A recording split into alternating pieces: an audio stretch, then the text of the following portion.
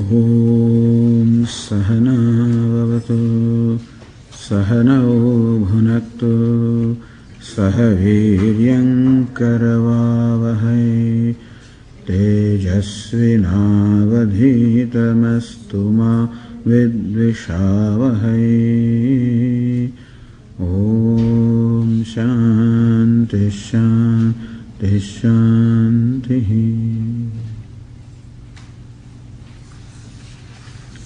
From the 7th verse.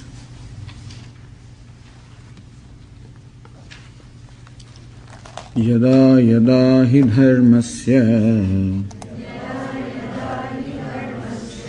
glanir bhavati bharata abhyuthanam adharmasya tadatmanam srujamyaham paritranaya sadhunam vinashaya ca dushkrutam dharma samsthapanarthaya sambhavami yuge yuge janma karma ca me divyam evam yo vetti tattvataha tyaktva deham punarjanma naiti mameti sorjuna vitaraga bhaya krodhaha manmaya mamupashritaha bahavo jnana tapasa uta madbhavamagataha.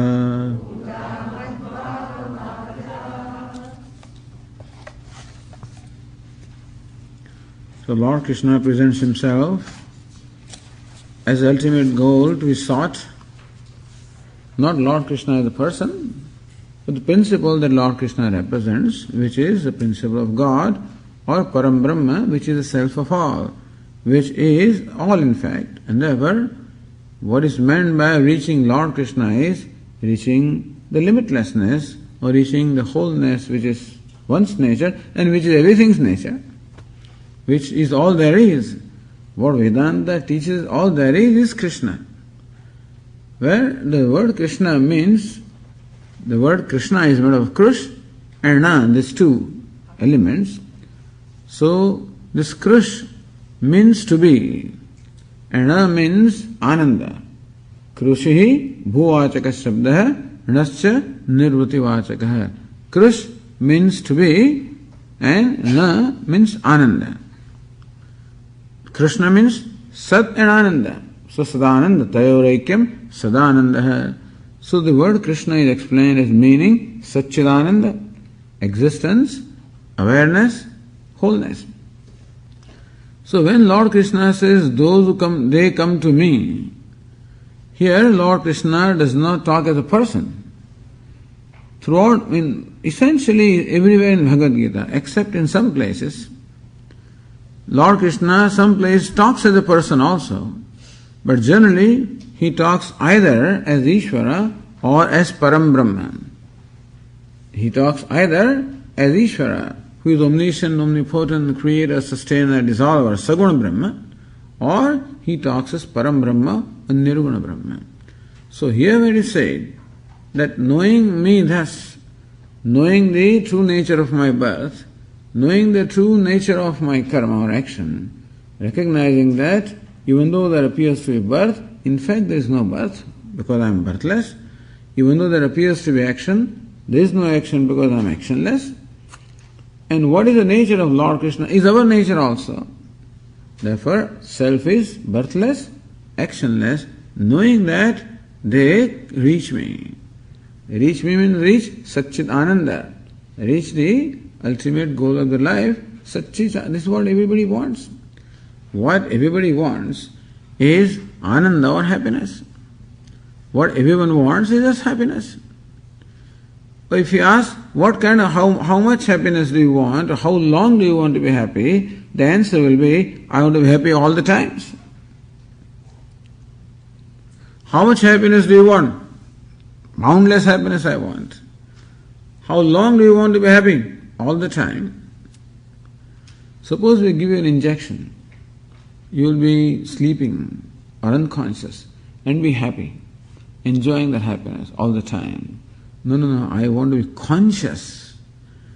Not only I want to be happy, I do not want even an iota of unhappiness at no time, and I want to be conscious. I want to know that I am happy. In the sleep also they say that we are happy. That's not enough for us.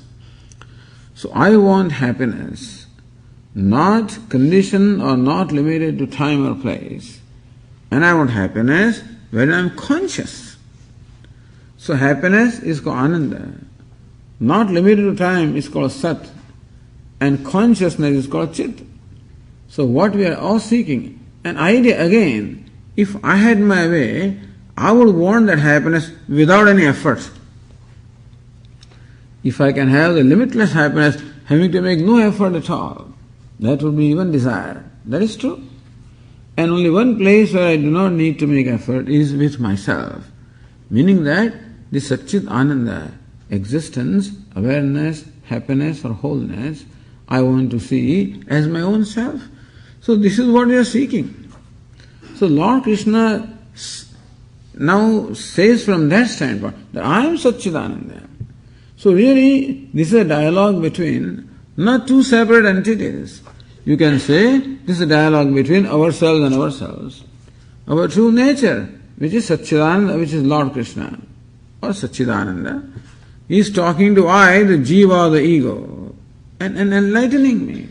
Like the gold talking to an ornament, and enlightening ornament as to what its true nature is. Or the water talking to a wave.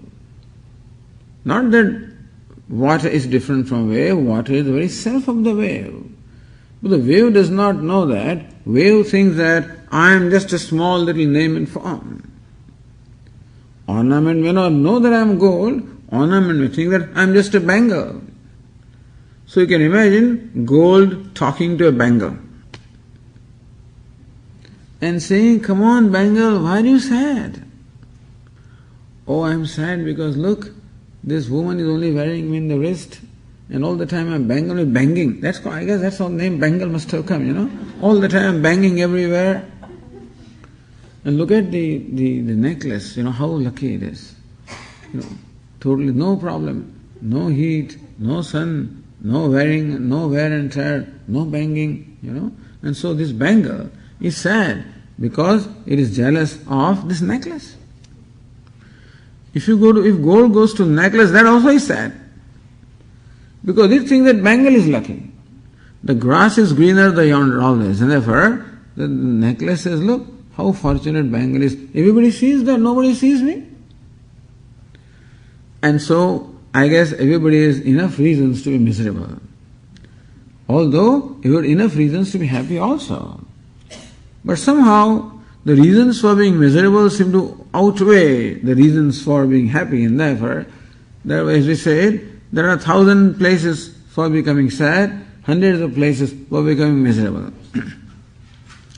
Therefore, gold says to bangle, hey, why are you sad?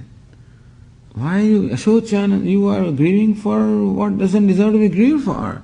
You are grieving for yourself. You think that you are bangle, remember you are gold. Therefore, you are also necklace.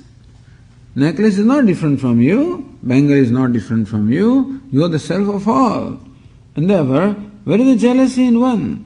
Jealousy can be there when there are only two. There are no two, there is one. Come on, bangle, recognize that. If the bangle recognizes, there is no grief, is not so. The grief or sorrow born out of comparison, out of inferiority, out of all kinds of complexes which are born on account of taking myself as a bangle, as a name and form. Just shift the attention. Bangle is all right, not that you are not bangle, but you are gold first and bangle second. So then it can enjoy the Bengal nest if it knows that I am cold. This is how Lord Krishna only represents our own self. He is talking to us. But sometimes this text can be interpreted as Lord Krishna the person talking to Arjuna the person. So when Lord Krishna says that they reach me, then you interpret that reaching Lord Krishna as such. Then only the Krishna that was in Vrindavan and that becomes a different kind of a thing, So there are certain traditions who interpret the meanings that way also. But here we are saying that this must be universal teaching. And therefore, everybody cannot have the same kind of feeling for Lord Krishna that people in India have. How can you take this text to Australia where nobody knows what Krishna is? And who may not be interested in reaching Krishna also? Then would it mean that this text only will be confined to people who are only devotees of Lord Krishna? It should not be. It was universal teaching. But everybody is devotee of Satchidananda, that's for sure. Each one of us, even as we are born, we are devoted to Satchit Ananda. Who is not devoted to happiness? Everybody. Basically, we are devotees of happiness, then devotees of Guru, and then devotees of God also. First devotees of happiness, then devotees of everybody else. Because this Guru and God also are looked upon by us as sources of happiness, therefore we are devoted to them. Otherwise not. That's okay. Idea is that each one of us by birth naturally is the devotee of happiness and everlasting happiness and consciously experience happiness. If you translate that in technical terms, it means that we are devotees of Sat Chit Ananda. And if you look at our life and all the things that we are doing, whatever activities we are performing in our life also, if you analyze, we'll find that this is what we are seeking. Sat means existence, to be always. And there is natural love for existence. I just want to be. I don't want death. Nobody wants death. Everybody wants to be. A natural love for being, natural love for life, natural love for existence. And therefore, we do what we can do to stretch out our existence. Therefore, exercise gets more important than meditation because then that helps. I realize that with exercise, I can stretch out my existence. Happy existence. Not only I want to live happily. Understandable. This medical science thrives only on account of this man's craving, naturally, for existing. One day more. And everybody wants to stretch out. Nobody wants to die. Nobody should want to die also. But that nobody wants to die, everybody wants to survive, shows a natural love for being, for Sat, for existence. Nobody wants ignorance. Nobody wants to feel that he's ignorant or he's stupid. Nobody wants to feel that he's stupid. Everybody wants to feel that he's smart, that he is knowledgeable. You think I'm stupid? You think I don't know? I also know. And so everybody feels the need to assert that he knows. That shows natural love for knowledge. And nobody wants unhappiness. Nobody wants pain. Everybody naturally wants happiness. So natural love for Sat, existence, Chit, awareness of knowledge, Ananda, happiness. So unknowingly each one of us is pursuing Satchidananda, you should know that. That is why Gītā Vedanta becomes important. That a human being's goal is already defined for him. I am here with an agenda.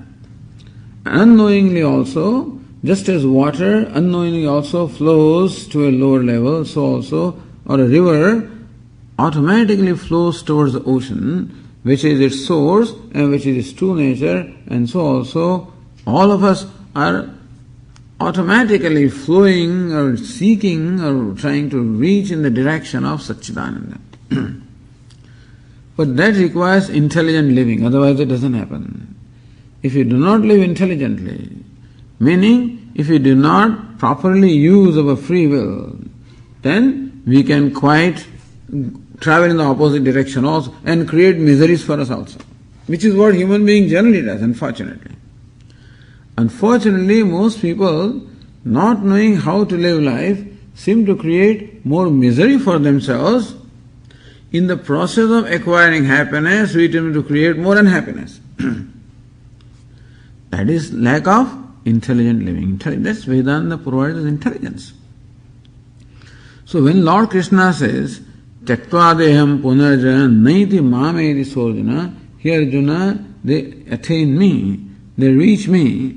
That me means Satchit Ananda, which is our true nature, which is what everyone is seeking, of what everyone is devotee. So we are all devotees. Then what Krishna represents is Satchidananda.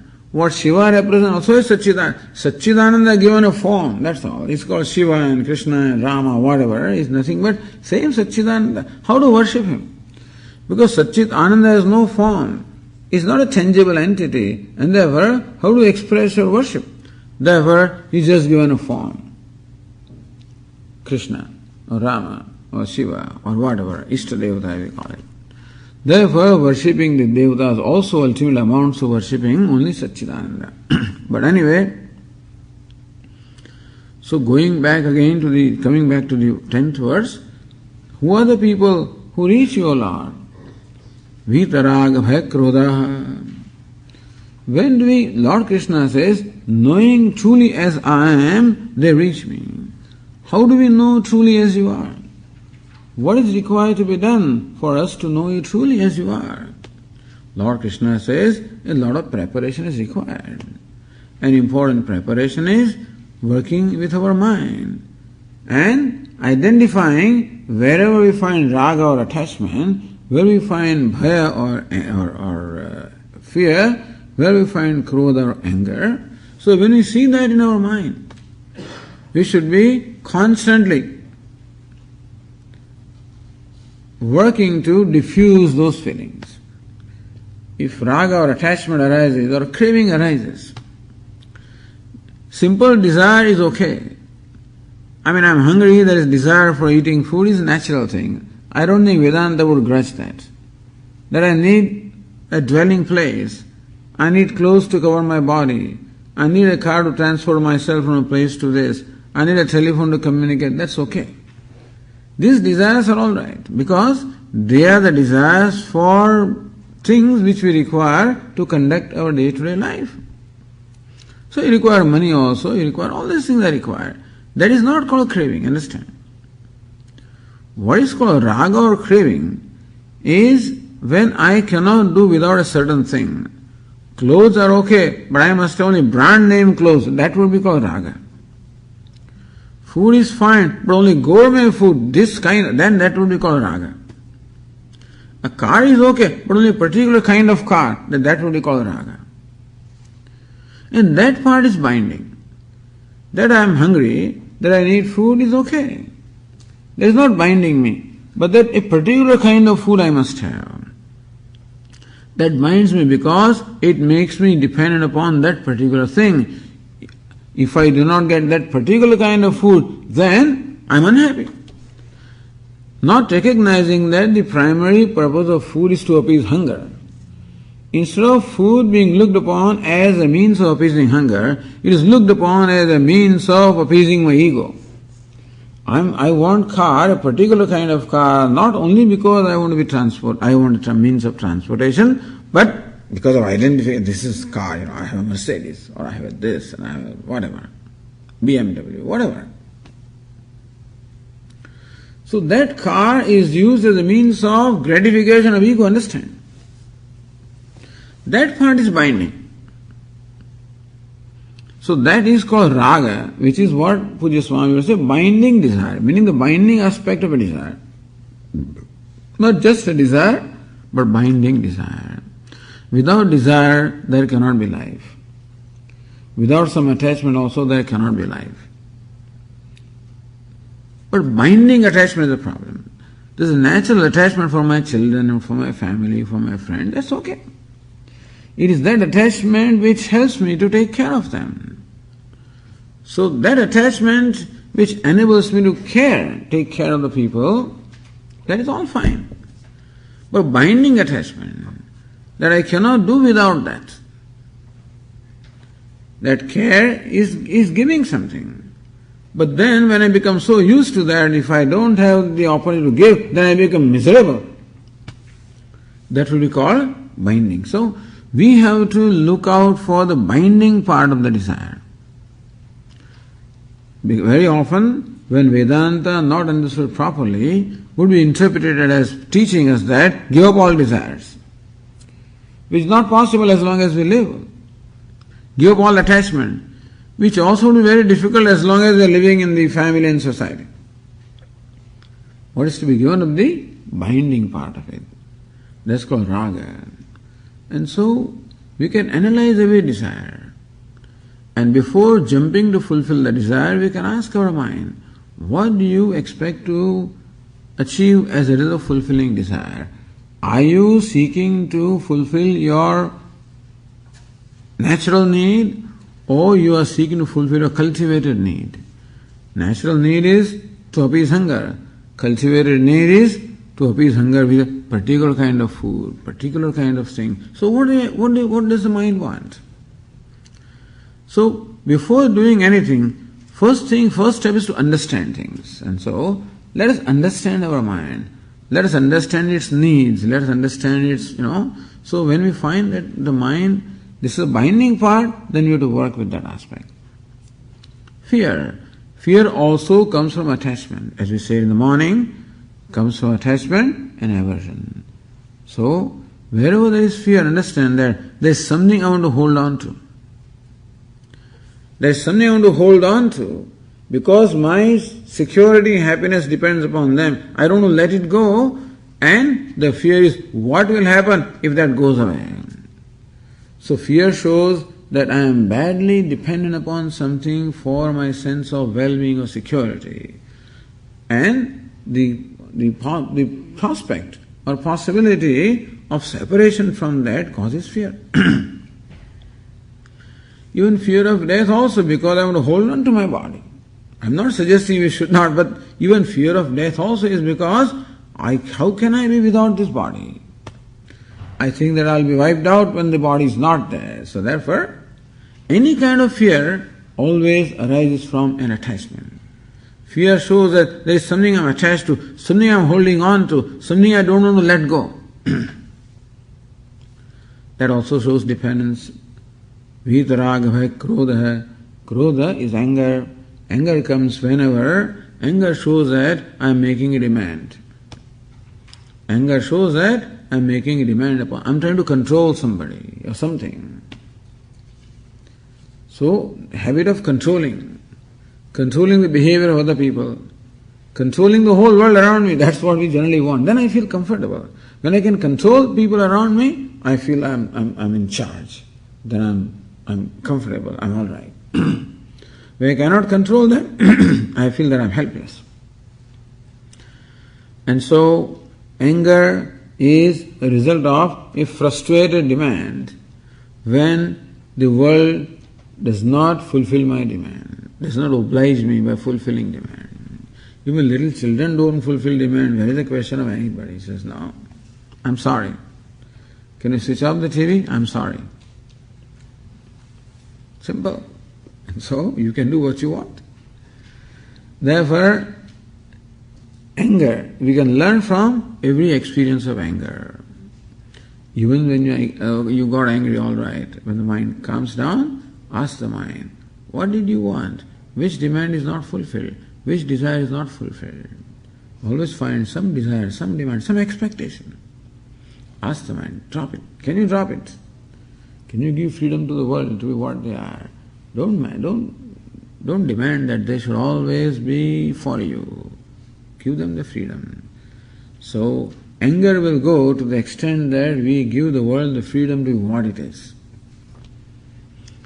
Attachment will go when we are happy with what there is.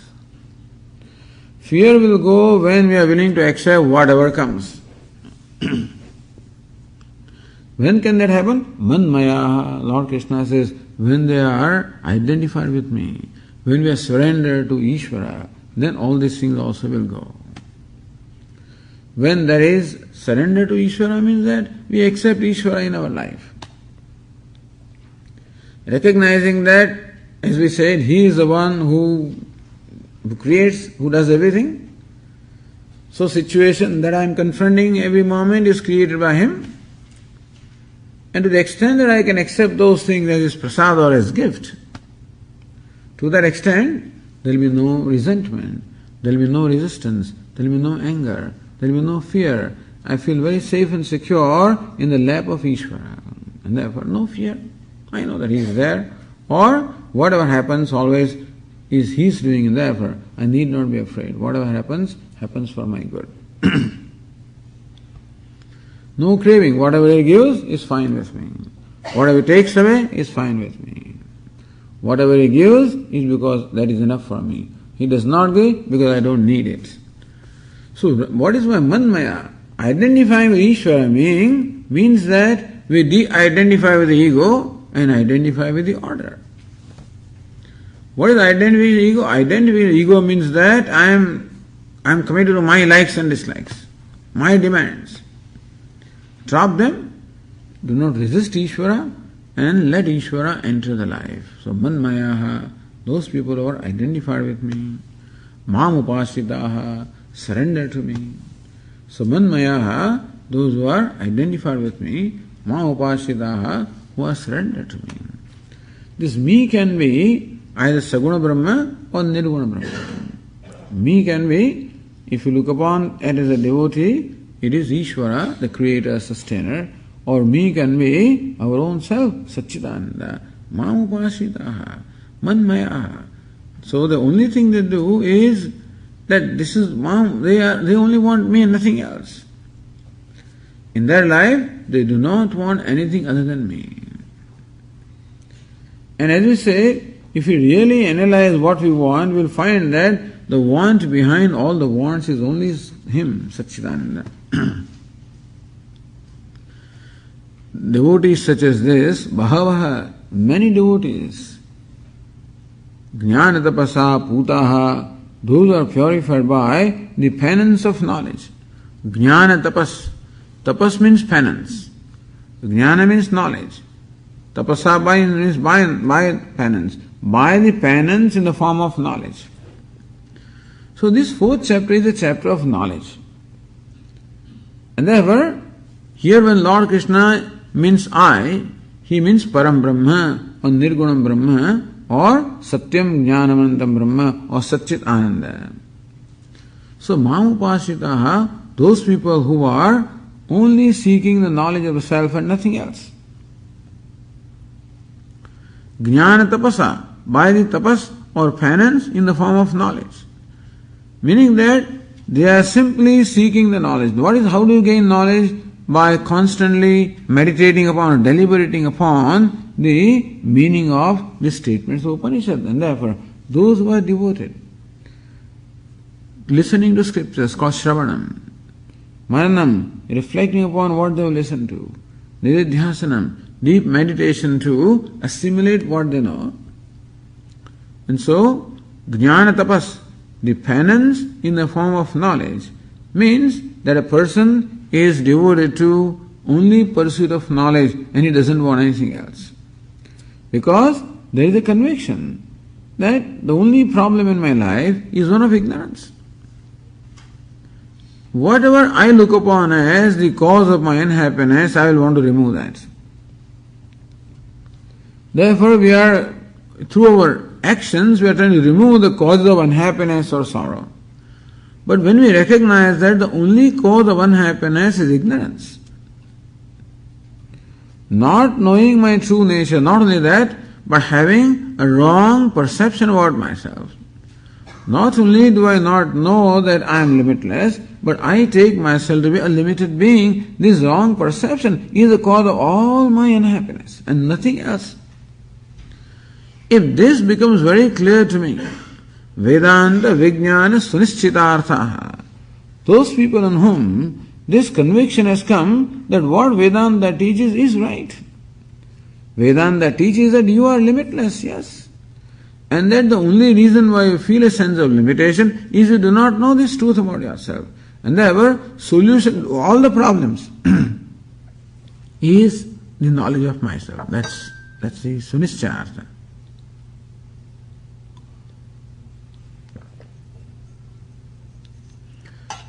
Therefore, there's always conviction behind what we do. That conviction changes, what we do also changes. If the conviction is that the only thing that is bothering me in my life is ignorance. Ignorance in the form of these wrong notions about myself. Looking upon myself as a limited being and suffering from various complexes of inferiority, superior, whatever.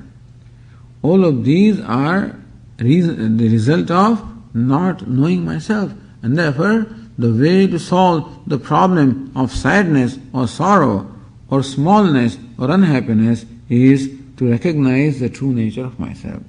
And therefore I would do whatever is required to gain that knowledge. If this is my conviction, if that's my commitment, then understand that part of this pursuit of knowledge also is preparing my mind, so making my mind free from the raga, bhaya, krodha, attachment, fear, anger, that also is part of pursuit of knowledge. Karma yoga, performing actions in the spirit of worship, also is part of pursuit of knowledge. Bringing Ishvara into our life, surrendering to Him, accepting Him, giving up resistance to Him, all of this bhakti also is part of pursuit of knowledge. Shravanam, listening to scriptures, manam, reflection upon that, is all part of pursuit of knowledge. Mam upasitaha, jnana tapasa, at every stage, knowledge is always involved, because we need to always keep in mind what it is that I am seeking, and therefore that has to be always kept in mind.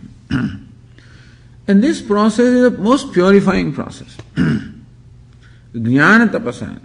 What is jnana tapas? Penance of knowledge is all the time to remind myself and focus my mind upon this truth that I am Brahman.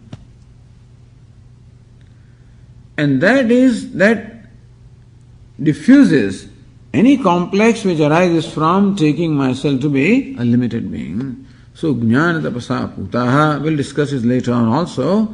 Those who are purified on account of the penance of knowledge, Bhagavad, Arjuna, understand there are many.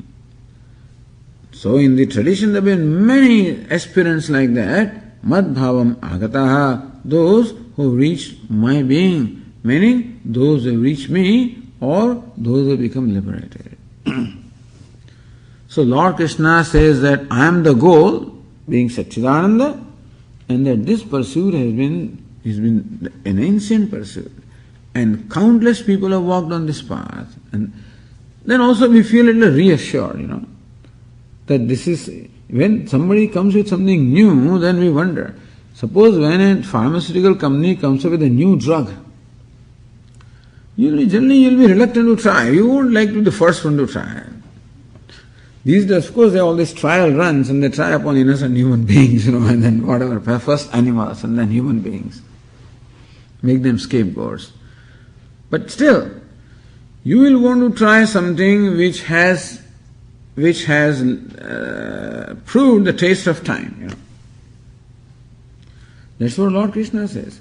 That this path, this teaching and this pursuit, in fact, is very ancient, and many have walked along this path and attained the goal of their life, meaning that this is a time-tested tradition. So that's all said to create Shraddha in Arjuna, so that he can have commitment to this path of knowledge. But when Lord Krishna says that these devotees of mine who are devoted to me, who are surrendered to me, they reach me, then somebody can question, Swamiji, does it mean that Lord also is partial? That only his devotees reach him. He seems to only help his devotees and not other people. Because in the world also we find everybody is not seeking this knowledge. Everybody is not pursuing this. Many people or most people are astray. They are going in all kinds of directions, and we see that. How come God doesn't know anything about them? How come, Lord, you seem to be partial to your devotees? And so you say that they come to me. How about other people? Does it mean that you also suffer from this complex of partiality and cruelty, or what? So, when Lord Krishna says that those people reach me, that means other people do not reach him. That means that he seems to be partial to some people and cruel to other people. In response to that, Lord Krishna says the 11th verse. Ye yatha mam prapadyante tams tathaiva bhajamyaham mama vartmanu vartante manushyaः partha sarvashah.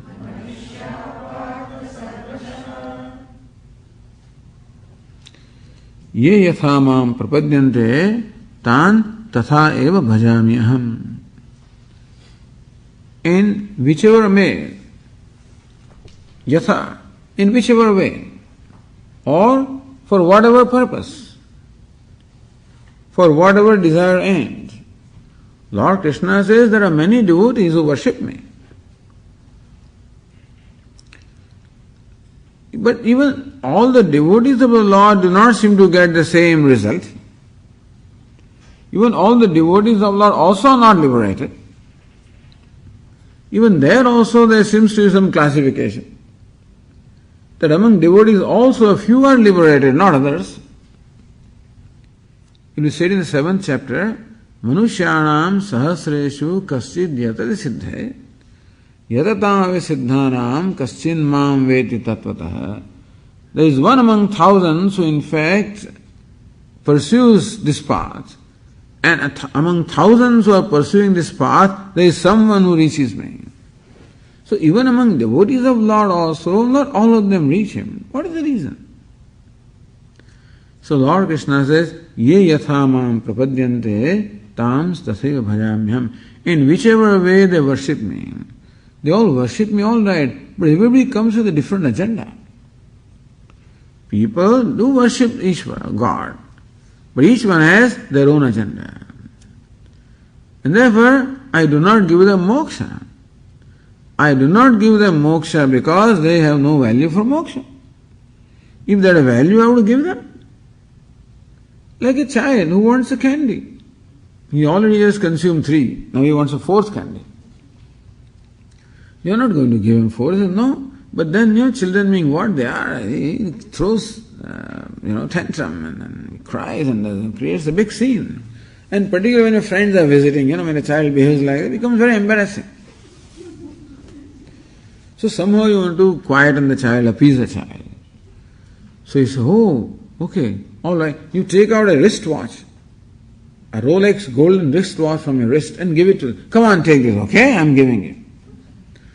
In your opinion, you're giving a very valuable thing to the child. Child takes it and just throws it away. He wants candy. He doesn't care for a $2,000 watch. He just wants a $2, 2-cent candy. That's what he wants. And therefore, there is no point in giving to a child something other than what he wants because he has no value for it.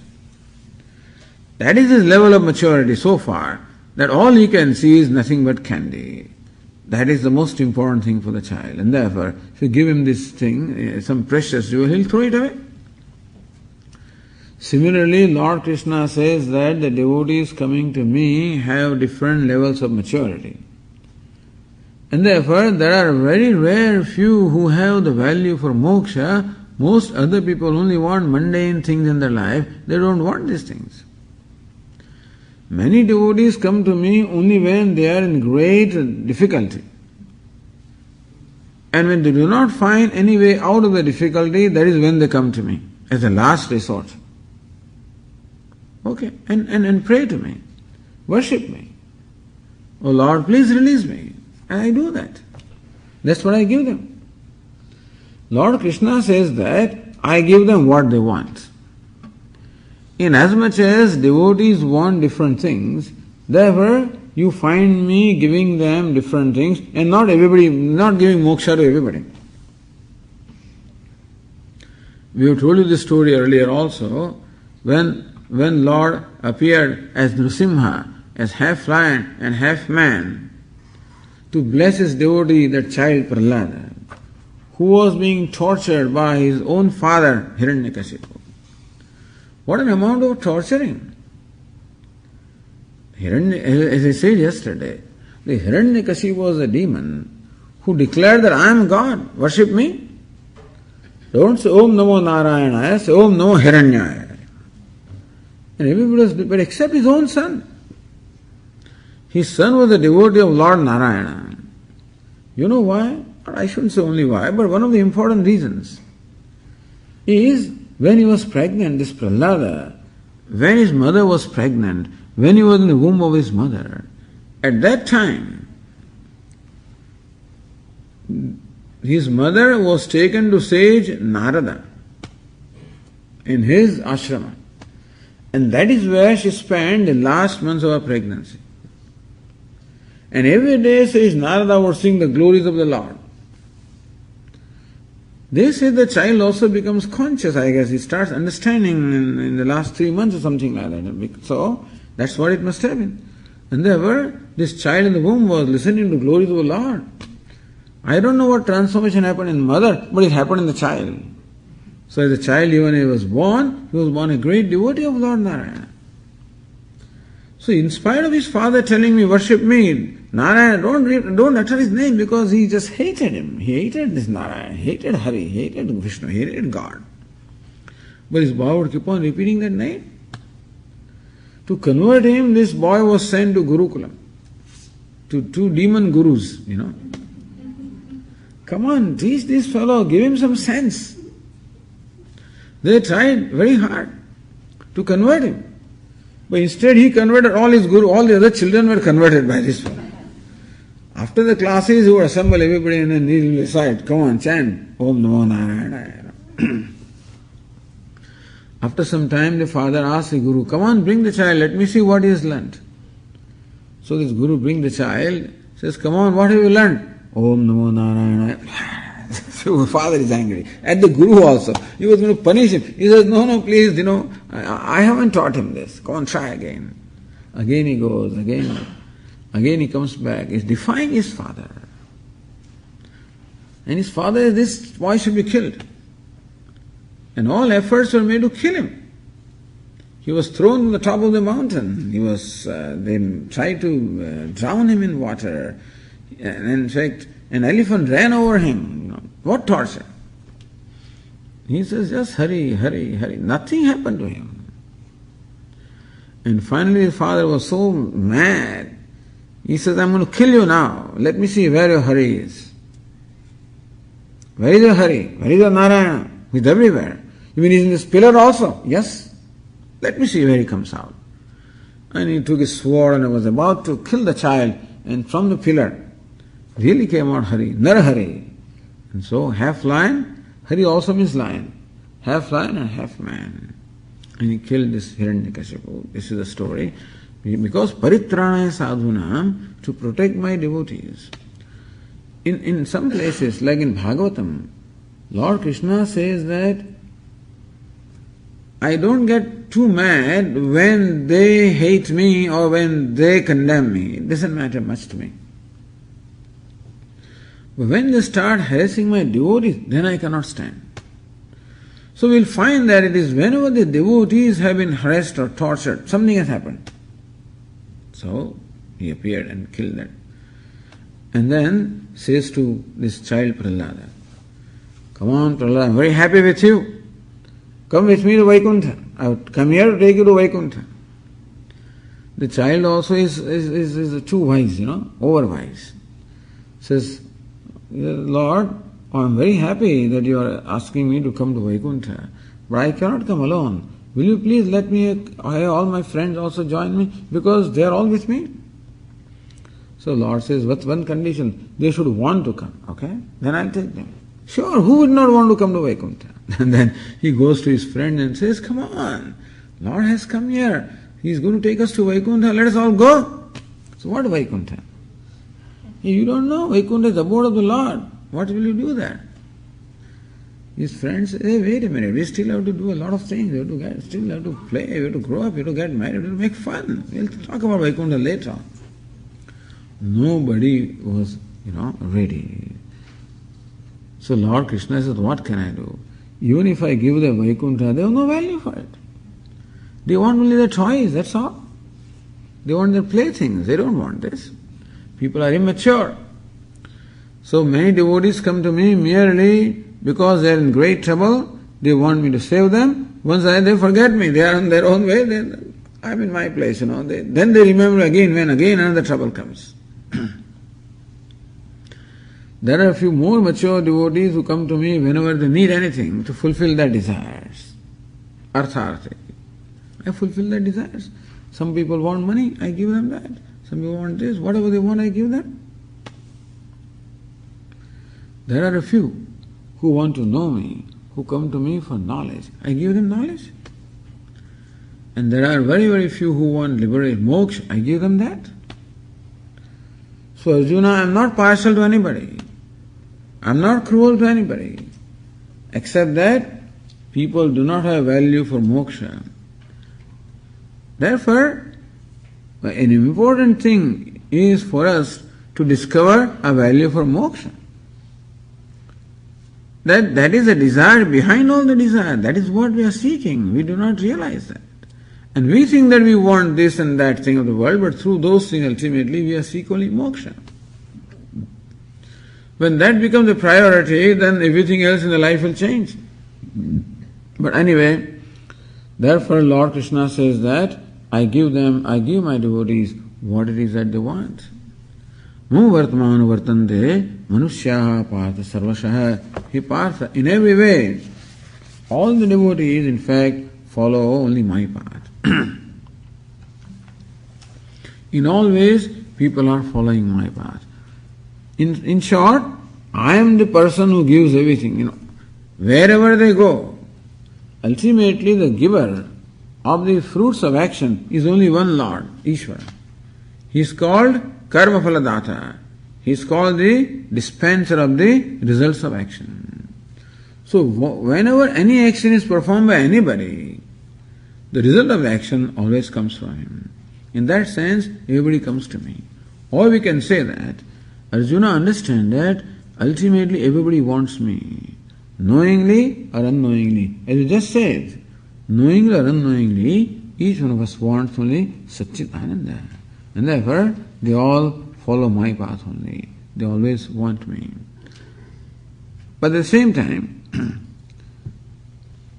so here Lord Krishna declares that I am ready to give them whatever they want. And fortunately, by giving, he does not become less. See, by giving, if you are reduced, then perhaps there may be some hesitation in giving. But Lord being infinite, by giving, there is no reduction. Therefore, he is available to give whatever we want.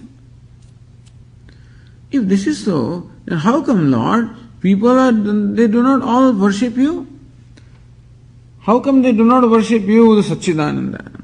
How come they do not worship you with the limitless? How come they do not worship with the self? How come you find them worshipping all kinds of things? Some people worship money, some people worship power, some people worship heaven, some people worship this God and that, all little things. They all want little things in life. How come? So in answer to that, Lord Krishna says, the 12th verse,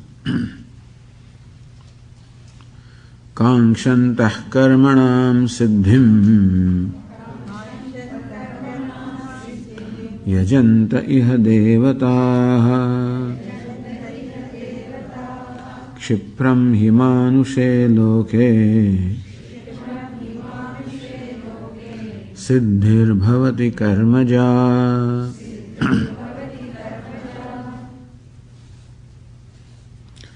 Kāṅkṣantah karmanam siddhim. Karmanam siddhim kāṅkṣantah. desiring the fruits of their action, desiring the results of their action. Meaning, desiring various worldly things. Iha devataha yajante. Lord Krishna says that they do not worship me, they worship other gods, lesser gods. What is meant by worshiping other devatas? Meaning that they are not seeking me, they are seeking smaller ends, they are seeking limited things in life, they are seeking only worldly achievements.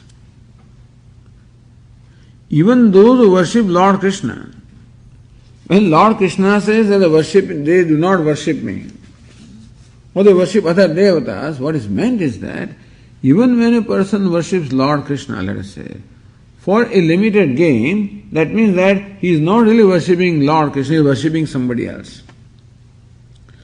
When we understand Lord Krishna stands for the limitless, then if I go to this is not that I have to worship only Lord Krishna, I can worship any devata.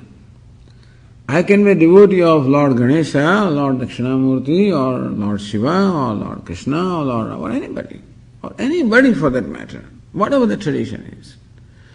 It does not matter which name and form I worship. What is important is, what for am I worshipping? And what is my perception of that name and form? How do I look upon Lord Ganesha? How do I relate to him? Do I look upon Lord Ganesha merely as remover of my obstacles? So from Lord Ganesha I can invoke only this aspect as remover of obstacles, which is for what for is worshipped the most.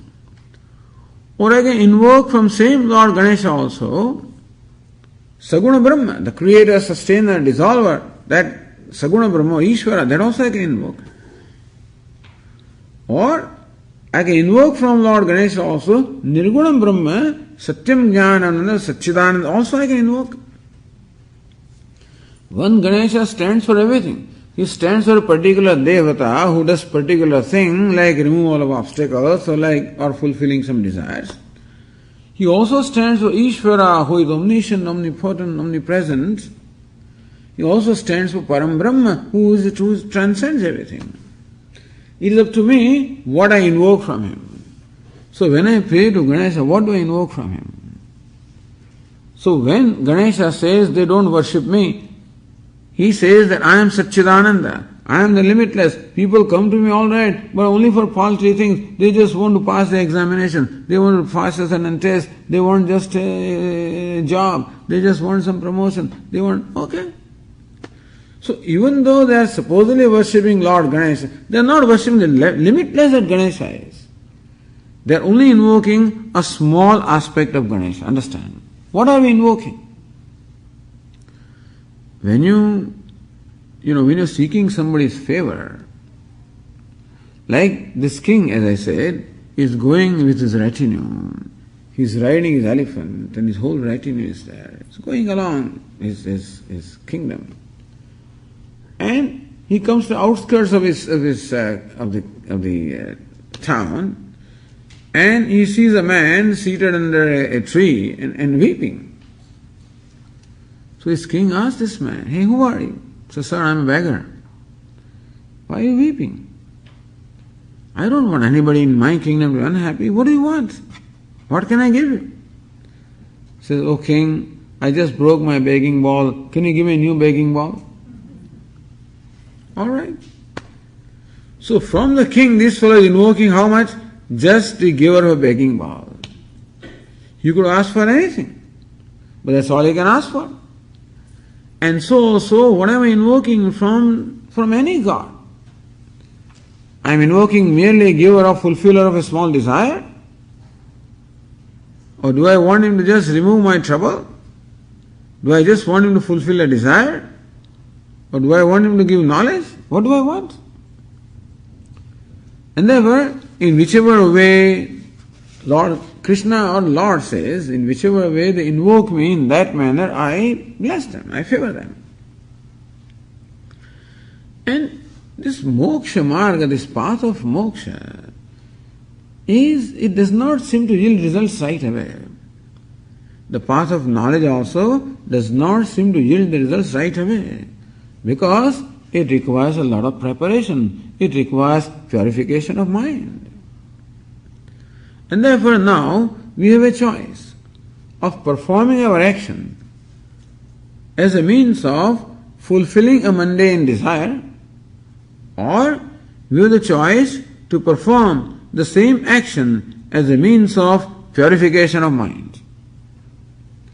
Either I can perform an action to fulfill my ragadveshas, or I can perform the same action to neutralize the ragadvesha. That choice is with me. This is where the freedom of choice comes. I may not have choice in performing, in choosing what action to perform, but I have a choice in determining how I want to perform the action. Is this action performed to satisfy my likes and dislikes, or is action performed to reduce my likes and dislikes? As we said earlier, is this action performed to gratify the ego, or is action performed as a worship of Lord? So, seeking knowledge requires this maturity of mind, requires purification of heart, and that seems to be a little long process. Therefore, people have no patience. Therefore, they go for something that yields results right away.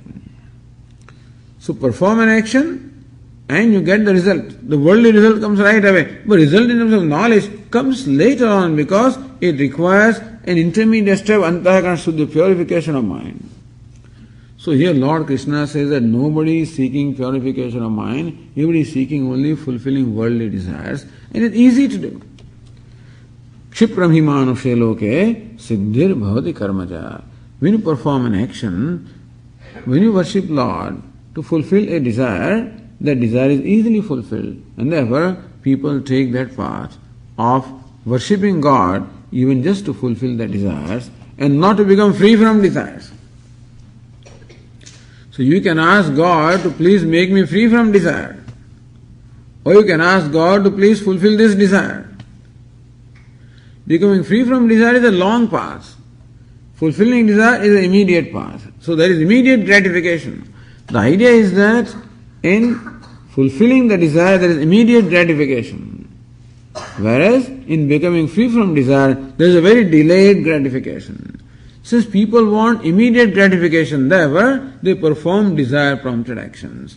Even if they worship God, they worship Him only to fulfill their desires, because that gives immediate gratification. So since human beings want immediate gratification, they do not worship me, they only worship little devatas, or they only invoke a limited aspect of me, but do not invoke the limitless that I am. And that's the reason why all people come to me with only small desires, and that's why I fulfill them. That's why you find me not giving moksha to everybody, because they do not want it, because that viveka or that discernment has not arisen in them. Okay.